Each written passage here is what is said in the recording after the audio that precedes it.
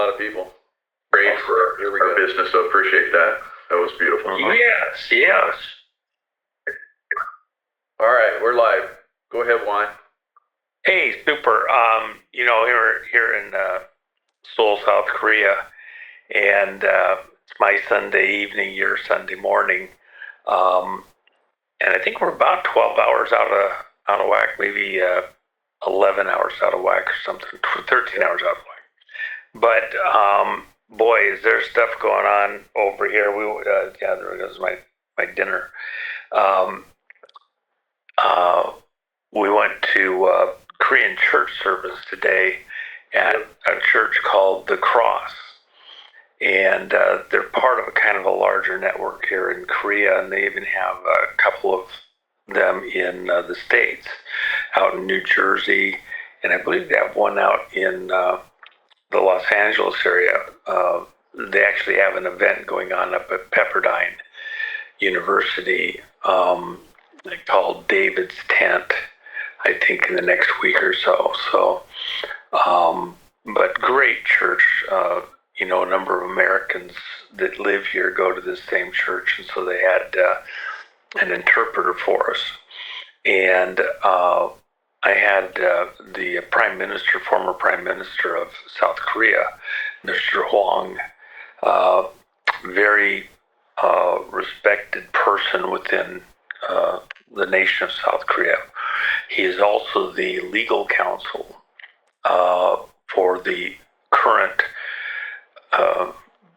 president that was put in prison, and Mr. Yoon, and so he sees him in prison and like that, and so very influential. It's interesting as we walk around town, we go to restaurants or businesses with our various meetings. Everybody in the country recognizes him instantly, and he's a rock star. They want pictures with him, and their kids and all that. It's just endless. Very gracious about it, but he's right at the core of this fight going on in Korea, and I don't think that in the States people fully grasp what's going on here. It's so intricately tied to what's going on in the elections in the United States, and even what President Trump did a little over 3 weeks ago now in calling out China for interfering in our 2020 election. But it's much more extensive than that. There's an organization here called Association of World Election Bodies. So it's A-Web. And, I sometimes talk about this Tholian web of containment that is a Star Trek term, and where they were being imprisoned by another race out in space, and they were weaving a web around the starship, and then going to pull it to some prison location. And Spock famously says at a certain point, he says, if they complete the web, we will not be able to escape it, and we will not have the technology to escape it, so they can't let them complete this web before they are able to escape. This Tholian web of containment. Well, a web, a world election body, has been integral in the Chinese plan to take over countries across the world in order to bring them under their control. And in fact, they have 111 countries that are members of AWEB, and they have 121 different governing bodies out through those countries. So some countries are so large or important where they have multiple control locations or affiliates within this AWeb organization. China has been using AWeb as a tool supposedly to assist in the elections all over the world, but in reality it's to control the elections all over the world. And the headquarters, the world headquarters, is right here in China, or in South Korea. So this is the launching place. And they've been very successful. So, I've talked on your show with your audience and other audiences repeatedly about the fact that there's, within the operation coming out of Venezuela and into Serbia, that the technicians who are testifying before grand juries right now in America on their interference in the American elections, including 2020, they say that they directly interfered with and flipped elections in 71 countries plus the United States. Within the AWeb system, they have offices and operations in 111 countries, which, by the way, just an interesting aside,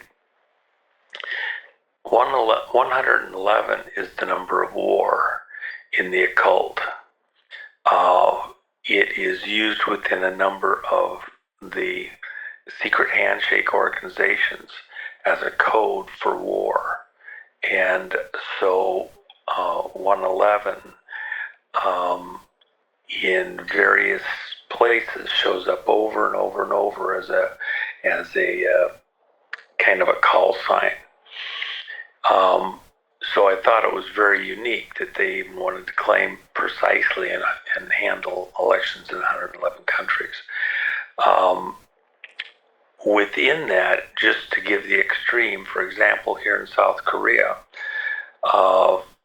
in some of the demonstrations that I attended over the last few days, repeatedly you will find where they show pictures from the Congo and AWeb stealing and trying to steal the elections in the Congo, and with China influence, and in neighboring countries in South Africa, or in Africa, I should say, including South Africa. And so the reason that's important is because the people here in South Korea are very amped up and disturbed because the Christian population in the Congo has been decimated by these attacks, where within the commonly used number, 10 million people have died in the Congo, where China's been influencing through neighboring countries and operations to go after their mineral wealth. The figure that you get if you're in neighboring countries like Uganda is it's more like 20 million. And by the way, in Uganda right now, you have 2 million plus refugees who had to leave the Congo, mostly under the age of 18, who are stuck there. They can't go home, even though Tikasheti is doing everything he can. Every time he's tried to come over and meet with Trump, they try to do another coup or assassinate him or a member of his family. And so a very precarious situation there. And they tie it all back to China with what's going on in Africa. Well, that's the same thing we have even in South America. I have people in the intelligence world that were doing a meeting. They had a couple of people that they needed to go talk to, and in a lot of parts of the world, that area of Guatemala, it's kind of hot at night. So people go out, in the daytime, they take a rest, a siesta in the afternoon because it's so hot. And then they'll go out and do stuff later in the evening. So it was after midnight. Very common thing, nothing unusual about it. They went out and had a little bite of dinner, and on the way walking back to their hotel, wanted to have another beer because they were having an important conversation. There was a guy at the bottom of a building, and they have a little table, they screen you, and then you can go up and have a drink in their little bar up on the rooftop. So they just stopped, did their thing, gave him his little tip, and went upstairs.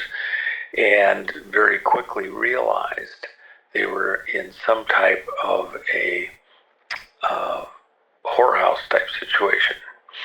And so as you looked around the room, you could see the Chinese guys in the corner that were controlling the room, and then some locals, and then there was girls there from literally all over the world. Russian, Korean, Cambodian, and then local girls. And one of the girls came to my guy who was there, and they were like, "Oh shoot, what have we got ourselves into?" And was trying to extricate himself, and she wouldn't let go. She was Russian, and she was, being very courteous, but she was very, you got to help me type thing. But the help she was needing was to keep her handlers happy by getting a customer, and not to be, escape or something like that. That would be beyond the pale.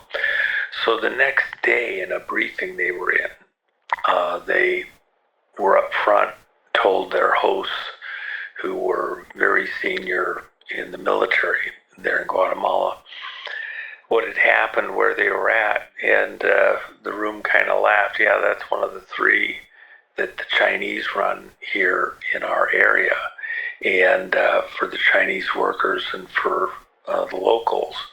And that started about a week after they got here, and had been in place for quite some time. And this is the kind of a fight that they were in. As our guys were looking at the people traveling to get to the United States through the border regions and like that, the part of the fight that nobody talks about is the Chinese involvement in so many of these countries, which is, more than just helping build a bridge or a dam or something like that. And same story in Uganda, where they helped finance a dam and then sent the workers in to build it and have them on the hook for 50 years on a loan for the dam that they built. So just to walk back from all of that, the organization, AWEB, focused on the world, but through South Korea. It's a hidden, not obvious Chinese operation to control elections across the world, and to get the machines used, various types, go by different names, still the same programs, the Smartmatic type programs, in elections all over the world. And so from my perspective, the front line in this whole war isn't necessarily even China precisely, but it's this arm, this pivot point through South Korea that's being used as the hub. People can come from all over the world to the relations. They don't, necessarily broadcast it, that this is a wholly owned, operated, funded, everything Chinese operation.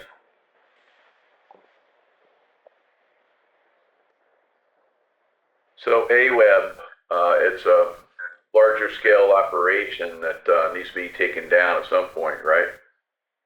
They need to be taken down very harshly, dramatically, totally exposed for what they're doing.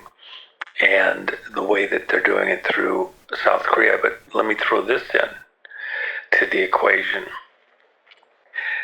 They would get funding directly here in South Korea from USAID, significant funding. But that wasn't all of it, because if you looked at USAID and where their money was going out, you wouldn't see the broader operation. They weren't just funding it here in South Korea. They were funding AWEB in all those 121 locations, 111 countries. So you literally had USAID funding a Chinese operation to steal the vote in elections worldwide. Why do you think Trump cut their funding off? Oh, jeez. That was brilliant. You know, so you can't say that Trump and the team behind him aren't aware of this. They are. They're working a plan to cut off the resources, and it'd be like putting a siege on a city. Do you want to attack the city day one of the siege? No, you start cutting off their supplies, cutting off their water, their food, and let them, feel the pain a bit before you decide to go for the main attack. And so Trump has cut off these supplies that were keeping AWEB very healthy. Because in so many of these places around the world where they're operating, whoever's got the gold rules. So they've got money. It was coming from the U.S. that China's managing to go out and do all this mischief. And by the way, from another component, back in the 70s, when we had the church committee hearings concerning the CIA's mischief all over the world and exposed the family jewels. During the testimony of the director of CIA, he was asked about USAID and their operations in Chile and with Allende and like that. And he testified that all of the USAID personnel and operation was a CIA operation in those areas that he was questioned about. Now, he didn't talk about other places directly, but by extrapolation, you say, well, all or at least most of the operations where USAID was present, the personnel were working for the CIA. Exactly his word, they work for us. In Indonesia, where President Obama's supposed birth mother, she wasn't, Stanley Ann Dunham, worked. Think about this. Here she's a college student. She goes off, she has a baby, she heads off to Indonesia. Indonesia was like the technical equivalent of moving to Tehran in that period. We had all the stuff going on in Vietnam. It was a real hotbed of intrigue for the whole world. And she was working for USAID, doing essentially what amounted to historical studies of family lines and things like that, mapping the family lines. The problem is that the work that she was doing was the basis eventually for the extermination of millions of people in Indonesia and the flipping of a presidential race in Indonesia. The president of Indonesia at the time, Suharto, I believe I always get him reversed, came out publicly and told the world in 1967 that USAID, I take back 66, news conference 66, he said that Subud, a pseudo-religious organization of which Obama's mama was a member, by the way. Only had like 3,000 members worldwide, less than 1,000 in Indonesia. But he called them out by name, said they are a front for the CIA, who was trying to steal the presidential election in Indonesia. And in fact, they did. And then subsequent to that, depending on whose reports you're looking at, with assistance out of the Philippines from the U.S. military supplies that the CIA diverted to Indonesia, they had a mass slaughter, killed on the low side 1 million people, on the high side 5 million people, depending on who you're talking to, of which the identification of which families and groups and cities were to be wiped out was part of this USAID operation. So USAID is pretty tainted, and the people running USAID in collusion with CIA people, there's a very bad history. And then beyond that, here you have USAID funding this AWEB operation, and there's plenty of intrigues here where, especially in some of these other countries, including State Department people, etc., they've colluded with AWEB and in intelligence operations to steal elections around the world, 111 countries. And this is the kind of mischief that is the reason why CIA would not cooperate with the Executive Order 13848 concerning monitoring for any foreign interference in the U.S. elections from September of 2018, when Trump put that executive order in place, up through the present. When the Director of National Intelligence was Radcliffe, was supposed to be providing information on whether or not there was foreign interference in the U.S. election after the November 3rd, 2020 election, and he had 45 days to do so. The reason that he would not provide that information about foreign interference is because it would have had to have included AWEB and their work to influence the U.S. election through their operatives, and you pull on that string and it goes out to the whole world. And they did not want to be exposed. And the collusion and cooperation of other intelligence agencies within the U.S. Homeland Security system, they were very, very concerned and aware that you pull on that AWEB string, everything comes unraveled. So at this moment in time, as important as it is to go after the Venezuelan operation that moved to Serbia and their work, even that operation going further back in the chain is going to show AWEB. And this is where much of what's going to happen in America and the work to unravel these attacks on elections around the world is going to go.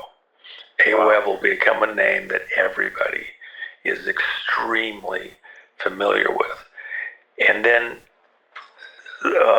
bear with me a second, Michael. I know I'm kind of droning on, but I want to get a point out so you and I can have a conversation. Okay. You have to think of the environment. How organized is this on China's part?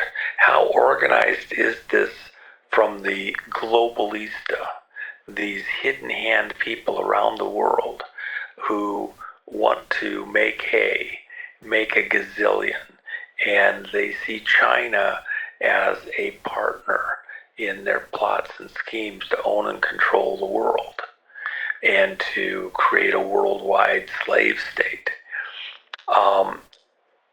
From China's side, they see these Western operatives as being able to be bought and paid for by multiple different means, whether it's cash, or they're blackmailing, or it's honeypots, or pedophilia, and even worse. Whatever it is, they'll provide it, just provided that they get the influence and control that they want. And so you think of China, and it's like a James Bond movie. It's like a, Our Man Flynn movie or something. Is there a global plot and people are behind it? You can visualize that within China's war rooms, with these long-term plans. How do you take control of the world? What are the key places you have to do it?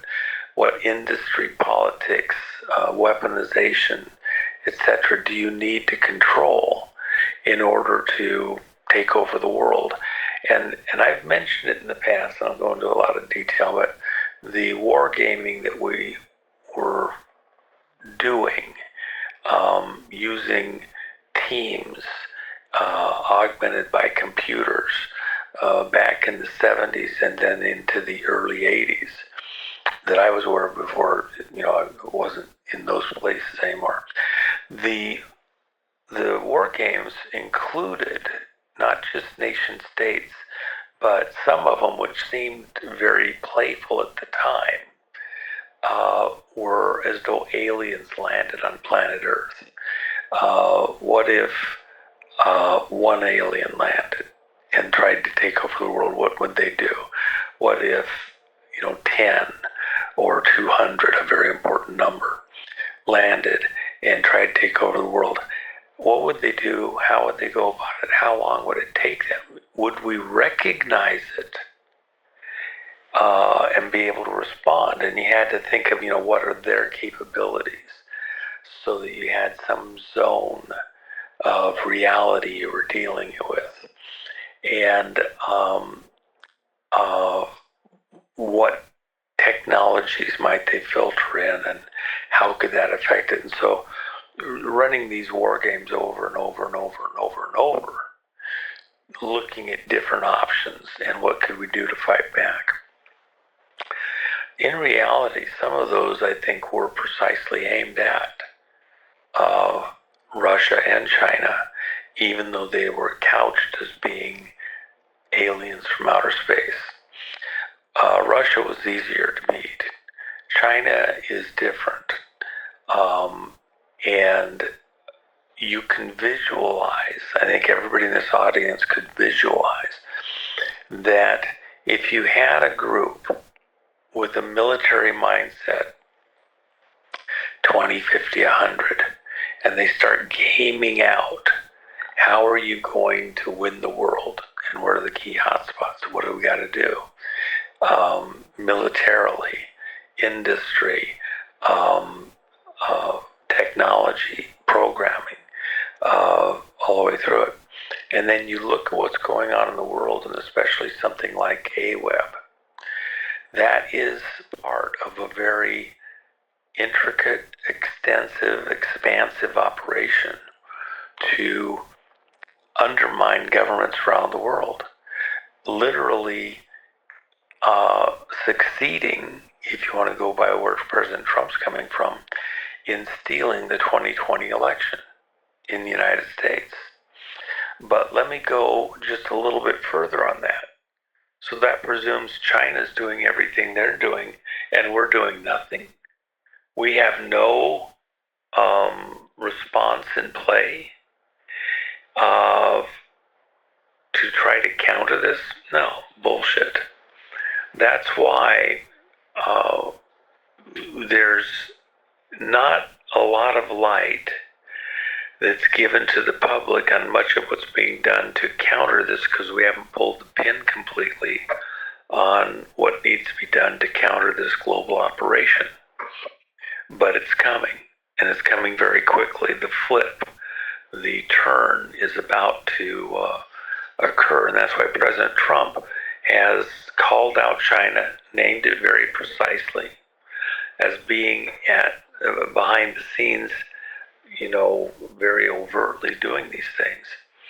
And then where is the front line? You have nation states attacking and responding, but they usually do it as much as possible not on their own turf to expose their own resources, citizenry, etc. So they do it at proxy locations.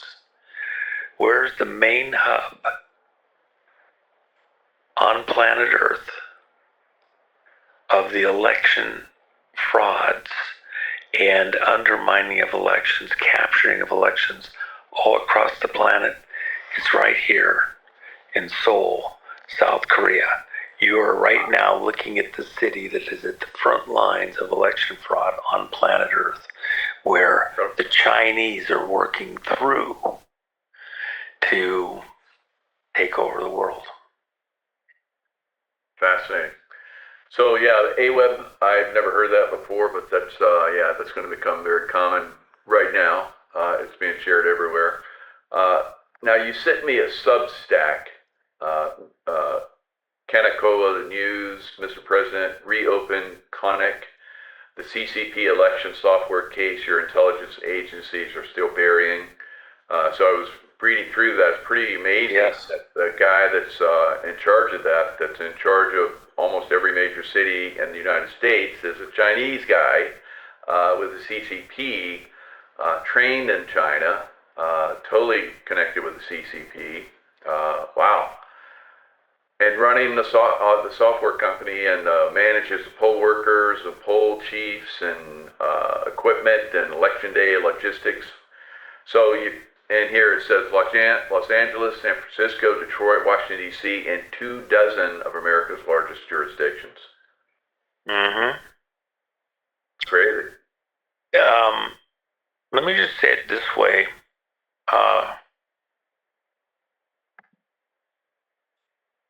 Doing a little ice there, apologize. Let me say it this way. I don't think that we have seen even hardly the beginning of the real fight back that America's going to be involved in and that we have to do. President Trump laid down the gauntlet the other day, where we're going and why. The intervening period since 2020 has largely been about allowing the court cases to show that you can't get to justice in the Justice Department and through the Justice Department. You can't get to justice through the U.S. courts. They're too captured, and they're also too slow. In this kind of a war, it's moving so quickly now that the court system, in its plodding way, is inadequate to the task. This isn't a policing matter. We've been attacked at the nation-state level, and the people behind the attack aren't looking at this as tiddlywinks or checkers. This is chess to control the whole world, and there's no. Think of why would they care about Central Africa with the Congo if they're gaming out, taking over, and owning the world? Why do they care about that little place? Those people. They don't care about the people. The people are in the way. That's why you have 10 to 20 million people dead. And China didn't do it directly. They did it through proxies.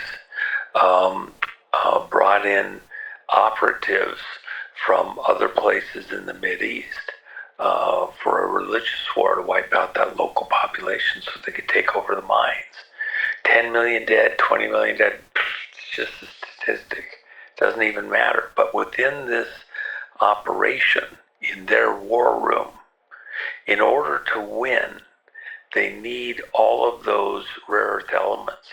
They need the cobalt that uniquely comes from that area to have enough of the raw materials to build out their war machine and now their space machine. They've seen certain areas where they need access, ports, water, other materials, and even to control the finances for anybody that might oppose them in various places. So they've gamed this out, and they see America in a certain light. They've got to undermine and get control of America through the elections, and then the resources, and then the business. So they're flooding money in covertly through various means, and then buying and paying for elections. That's why there's within the campaign contributions. I sort of maybe touched on it when I did the show with you the other day. I don't know if I did or not precisely, but just within, well, even the day of President Trump's speech, in several locations, multi-agency task forces were brought together, and they're putting cases together on campaign finance on a urgent basis to be able to bring those cases within the grand jury system and start indictments. So for those that probably aren't listening, they don't listen to us, Michael. They should run and not walk. Get the best legal counsel they can, because they are in the sights. They've been involved in campaign finance with illicit entities, and if they've received money in their candidates, they may not be as invisible as they think at this point in time. So these things are maturing, but this intervening period, why wait? Because it took time, it's taken time, and it still will require some more time to bring the broader population up to speed on what's occurring and who's behind it.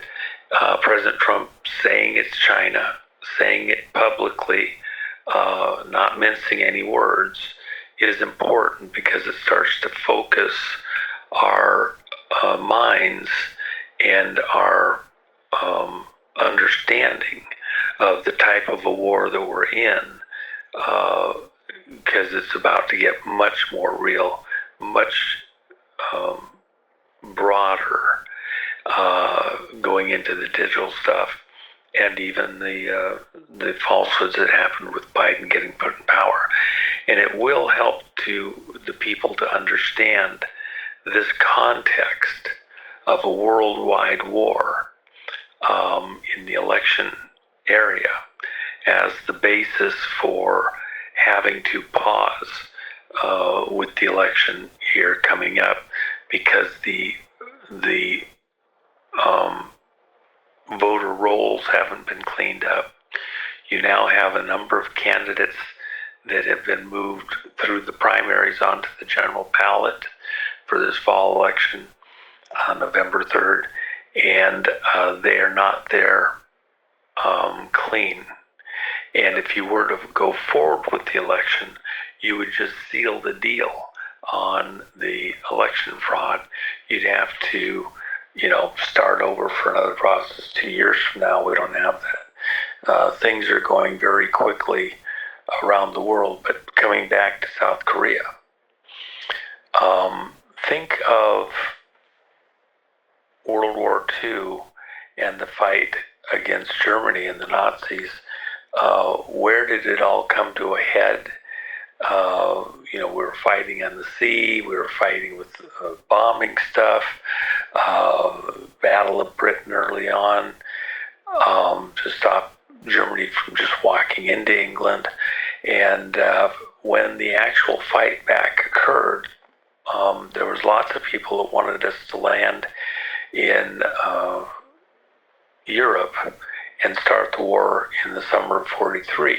We had a lot of supplies in England, a lot of personnel there, but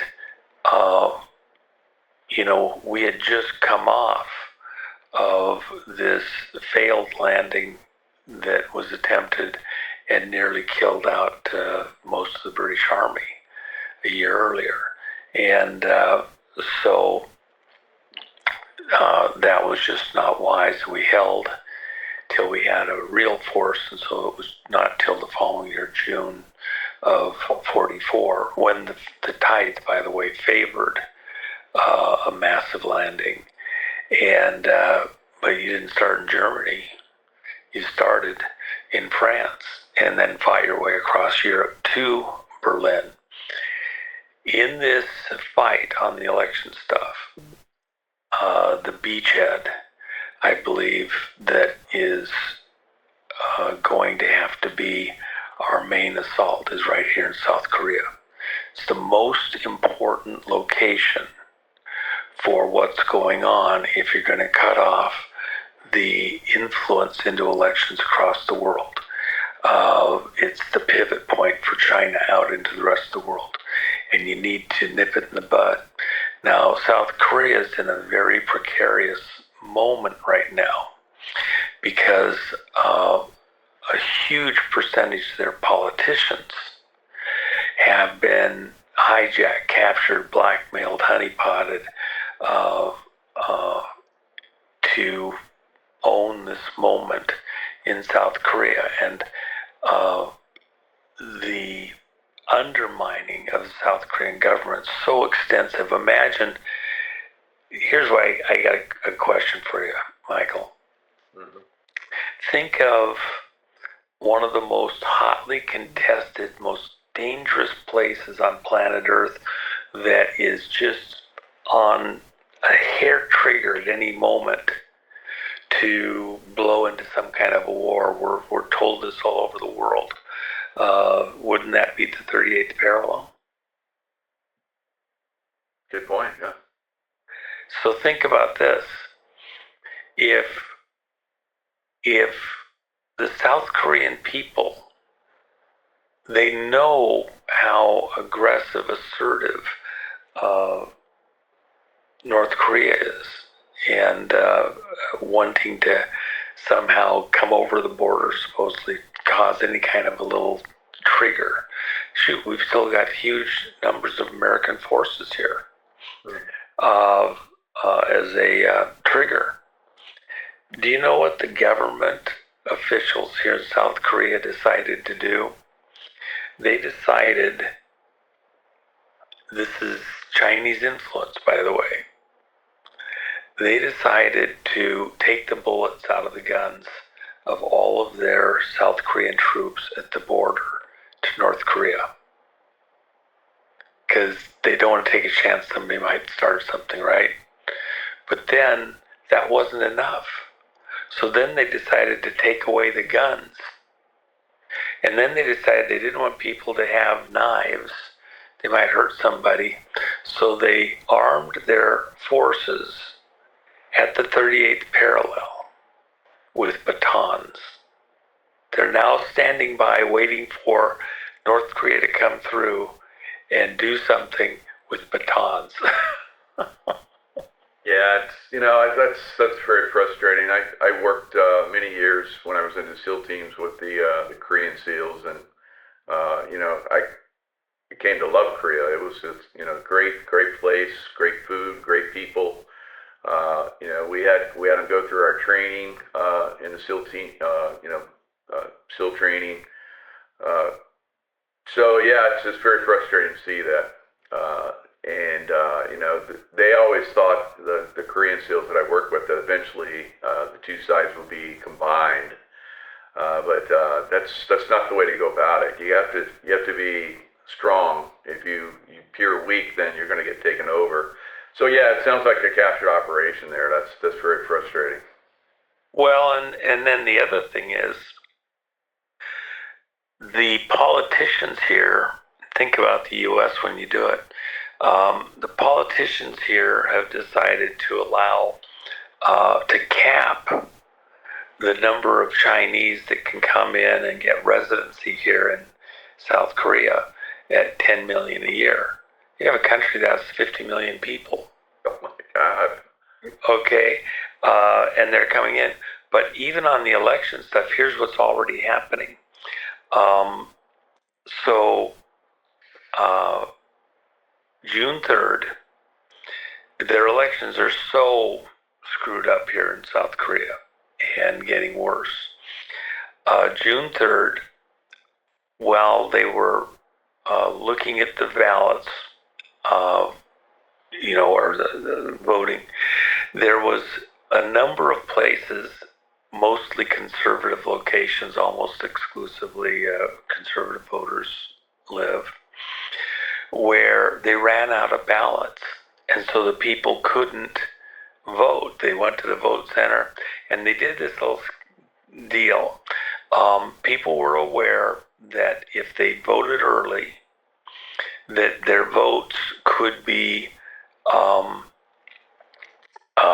countered in the election software. And they had seen this from other elections, so they were screaming bloody murder. You got to be careful. So the meme went out, the word went out to all the conservatives, only vote on election day. Arizona, hello, Arizona, hello, Arizona. Only vote on election day, it'll screw them up. So when the people showed up at the election centers on election day, the paper didn't fit the tabulator stuff, the votes couldn't work. And then eventually, as people were complaining, there was no more ballots. And so huge lines of people were waiting to vote, and you're only midday and there's no more ballots. So you should have voted remotely by mail. You should have put it in the drop box, and you didn't do it. So too bad, now you missed out. And the people were very upset. Eventually they came out and said they were voting, or they were closing the voting centers where this was happening. But one of them was at the Olympic Park, where the Olympics were held in South Korea years ago. And so at that vote center, which was in a stadium where a bunch of stuff had been brought to, the people were so upset they hadn't got a chance to vote that they started blocking the doors. One woman initially, and then a couple of guys, and it just kept spreading. And they blocked all the doors. There's 8 entrances to this building. And then there was the people that hadn't been allowed to vote. Other people started showing up spontaneously. And the point was they wanted to take these votes to the National Election Center, so it's a central vote counting place. Kind of like Nevada. You can bring all the votes into one place and then don't let anybody see what's going on. And supposedly have a clean count. They didn't want these votes to leave because they knew that once the votes went to the vote counting center, they would, not get a true count. And they'd already supposedly counted them. They were in a transportation process, but the count didn't sound right, didn't hit the numbers right. So people blocked off these ballots inside the building. There's about 2.3 million ballots there right now. That started on June 3rd of this year. At the peak, there was 100,000 people there day after day, morning and night, protesting. They didn't want these ballots carted off because if they counted them, they wouldn't count them lawfully, accurately. The numbers have dropped down to where there's an average of 3,000 to 5,000 people there 24 hours a day. Sometimes in the mornings it might come down to 1,000. But one thing that hasn't changed the entire time, without stopping, 24 hours a day since June 3rd, the chant, and it's loud out amongst the crowd, is hand count, paper ballot, counted where cast, stop election fraud.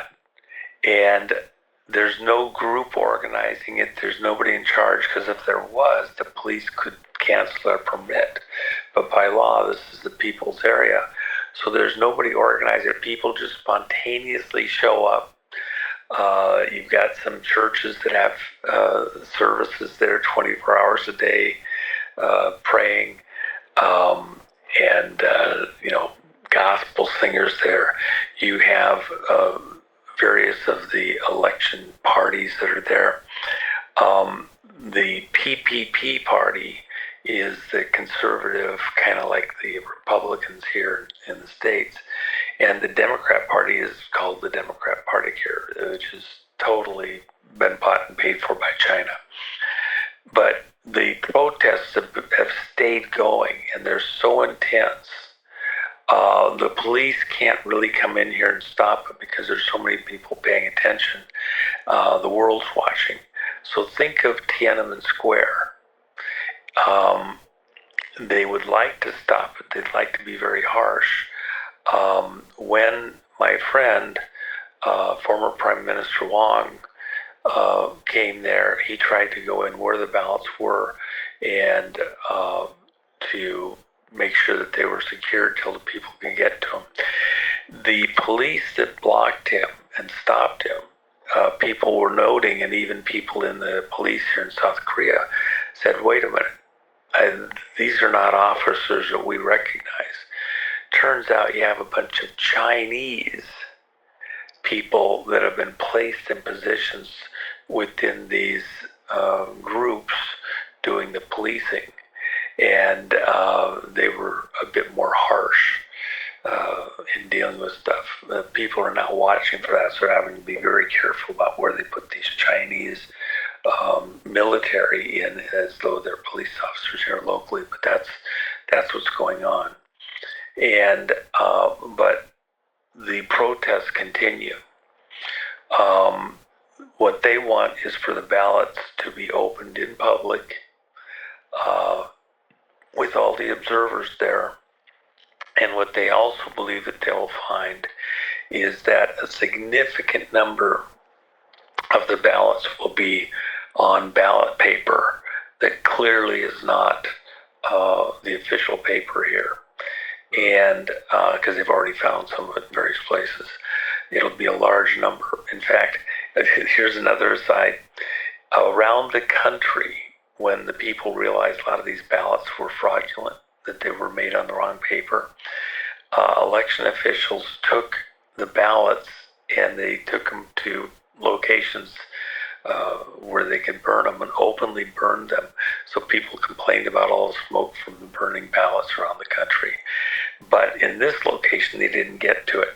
Another location, because the people made such a stink about the smoke and the stench, and that the ballots are being burned, they took 7.5 tons of these fraudulent ballots, so nobody could get them look at them forensically, and they dissolved them in chemicals so that they couldn't be looked at, and then they'd be utterly less than ash. Because even what they were doing, some of them, they were shredding these ballots.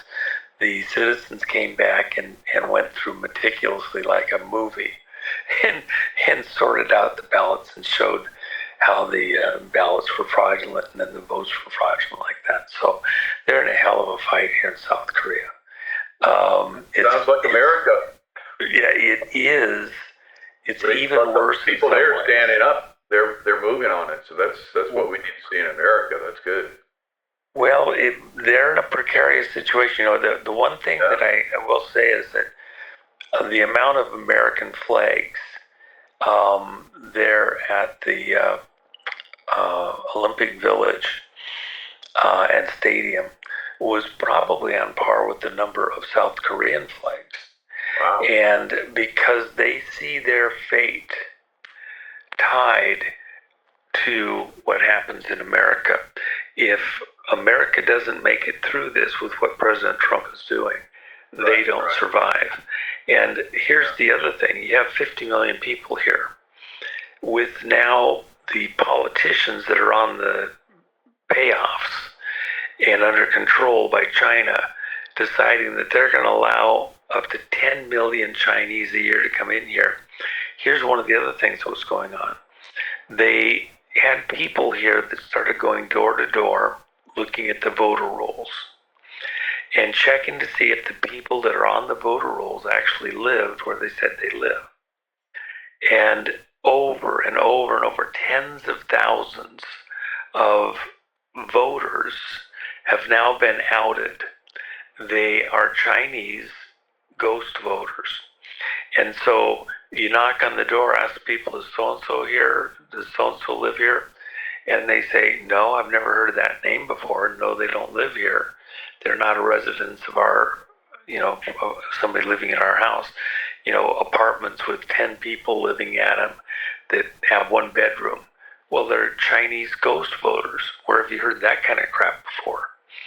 And they're real Chinese registered to vote in Korea as though they live here at addresses that, are just hijacked from local residents.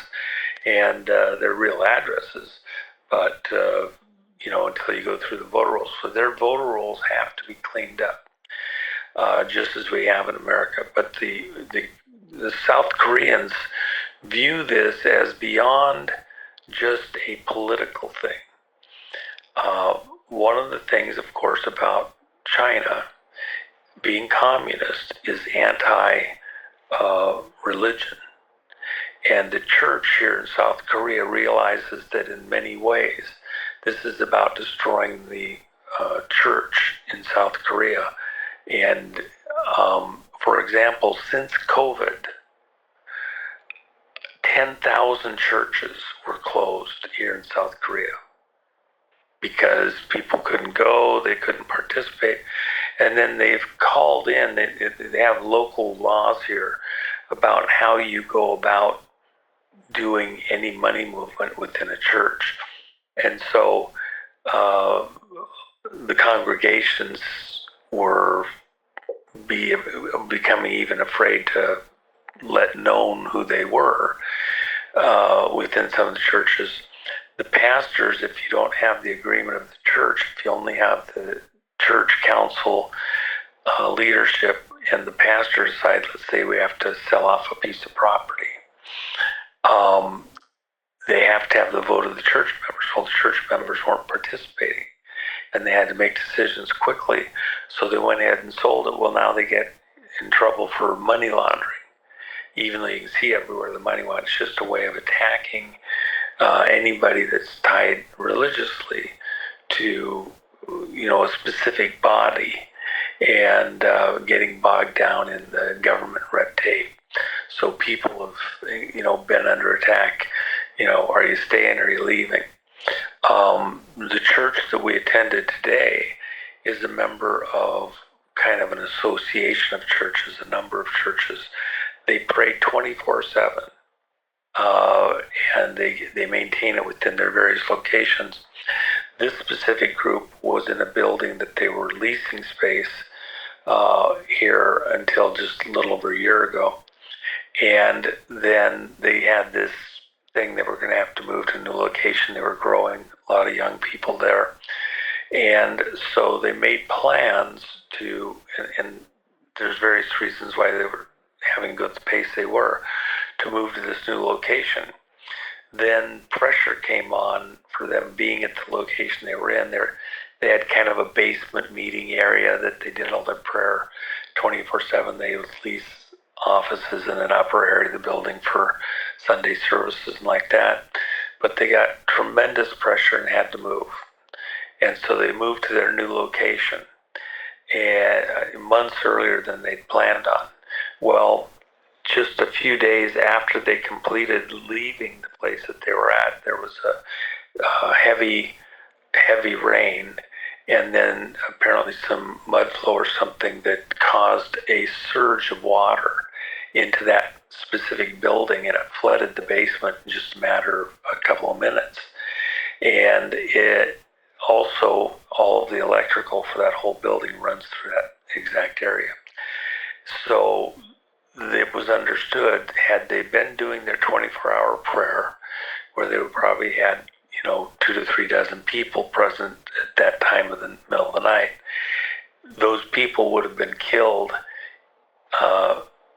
either drowned or electrocuted, before they could get out of the building, because it was such a rapid thing. So they see the hand of God protecting them.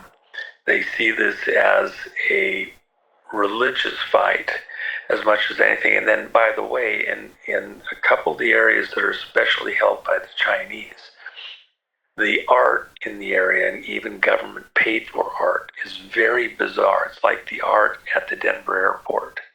It's like the art on the Podesta stuff that WikiLeaks leaked, put out several years ago. Very bizarre, very occult. And we see that also within the election arena. Eric Coomer from the Dominion stuff here in the States, with his tattoo of a screaming pope, a pope being tortured in a cage. And we see similar artwork over here in Korea and other places that AWeb people are working from. So there's an understanding that this is a spiritual war as much as it is just for elections. So there's a lot more that I'll probably have to, save for other days. Let's get the conversation started as we did. But I wanted to kind of give you that feel of what's happening, and make sure that we start the process now of moving AWeb to the top of our target list, with what the president's doing, what we're looking at, all of those affiliations, all of those members and participants, and the ties to people involved in our own intelligence agencies, USAID, and Homeland Security. What did you know? When did you know it? Why weren't you reporting it? Who was paying you off? What did they pay you with? Yeah, a lot of people are going to be involved in that one, I'm sure. Now, I agree with you. I've been agreeing with you for quite some time. I think you maybe brought it out before everybody else, that this is going to get pushed. The midterm will get pushed.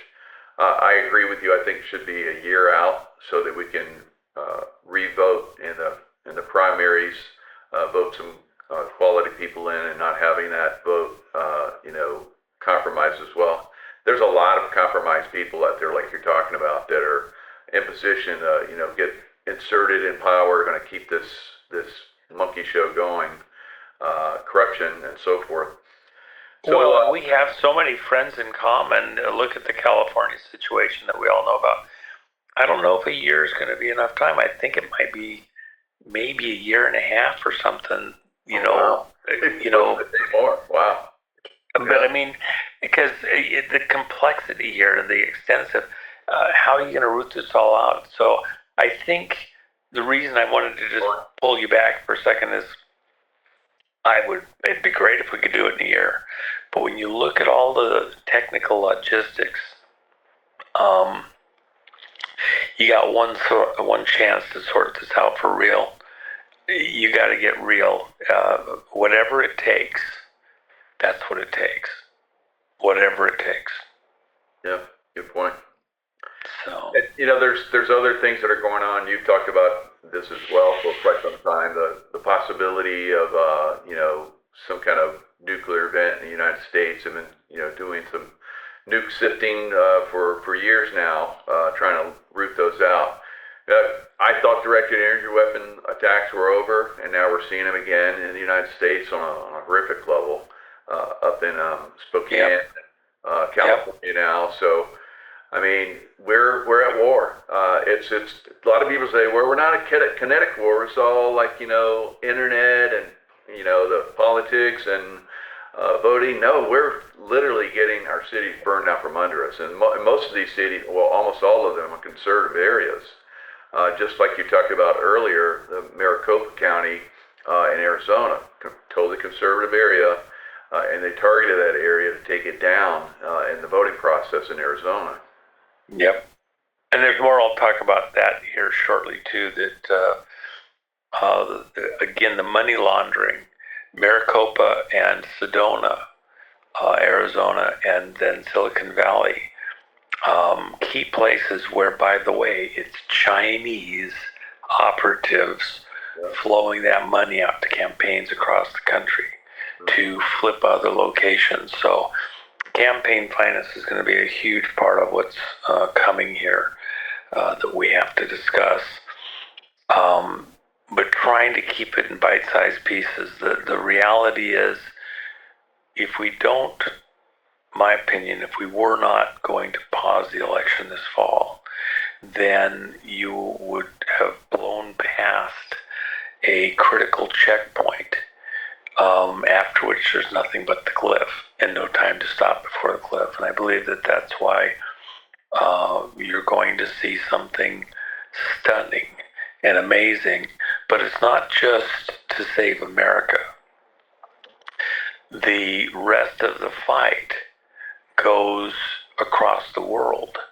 And one of the places that is absolutely essential in this fight, perhaps the single most critical location on the planet in the election fraud fight and the fight back directly, precisely, exactly against China, is right here in South Korea.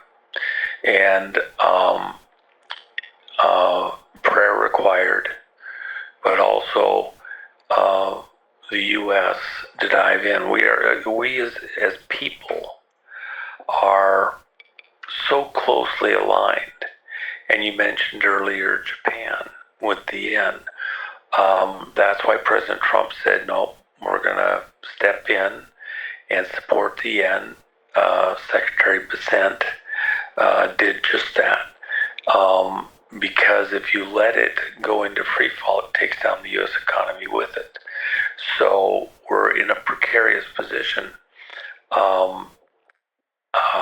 And right across the way is South Korea.